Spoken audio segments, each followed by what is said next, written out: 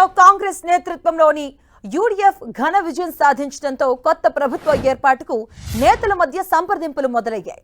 తమపై ప్రజలు తిరిగి నమ్మకం ఉంచారంటున్నటువంటి పలువురు సీనియర్ నేతలు ముఖ్యమంత్రి పదవి కోసం ప్రయత్నాలను ముమ్మరం చేశారు. ముఖ్యమంత్రి పదవి రేసులో గత శాసనసభలో ప్రతిపక్ష నేతగా పనిచేసిన విడి సతీశన్, అలాగే సీనియర్ నాయకుడు రమేష్ చెన్నితాల, అలాగే ఏఐసీసీ ప్రధాన కార్యదర్శి కేసీ వేణుగోపాల్ ఉన్నారు. ముఖ్యమంత్రి ఎన్నిక ప్రక్రియలో భాగంగా అజయ్ మాకెన్, అలాగే ముఖేల్ వాస్నిక్లను పరిశీలకులుగా కాంగ్రెస్ అధిష్టానం నియమించింది. అక్కడ ఇక ఐయుఎంలతో పాటుగా ఇతర భాగస్వామ్య పక్షాలతోనూ ఈ బృందం సమాలోచనలు జరపనుంది. అయితే సొంతంగా 63 స్థానాలు గెలుచుకున్న కాంగ్రెస్ పదవుల పంపకం విషయంలో కూటమి సభ్యుల ఒత్తిడితో తలొగ్గే అవకాశం ఉండకపోవచ్చని భావిస్తున్నారు.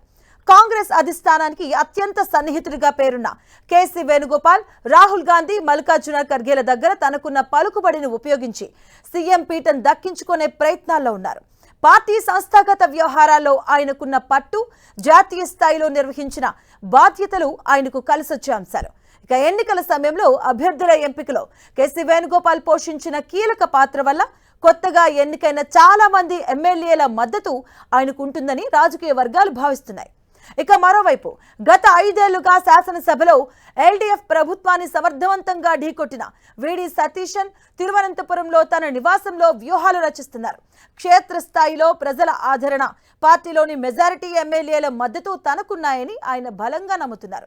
ముఖ్యంగా యూడీఎఫ్ భాగస్వామ్య పక్షమైనటువంటి ముస్లిం లీగ్ కూడా సతీశన్ వైపే మొగ్గు చూపుతుండడం ఆయనకు పెద్ద ప్లస్ పాయింట్ అయ్యే అవకాశం.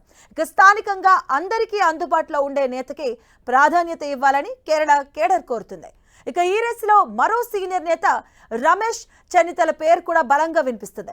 సామాజిక వర్గాల సమీకరణలు, సీనియారిటీ ప్రతిపాదకన తనకు అవకాశం ఇవ్వాలని ఆయన వర్గం డిమాండ్ చేస్తుంది.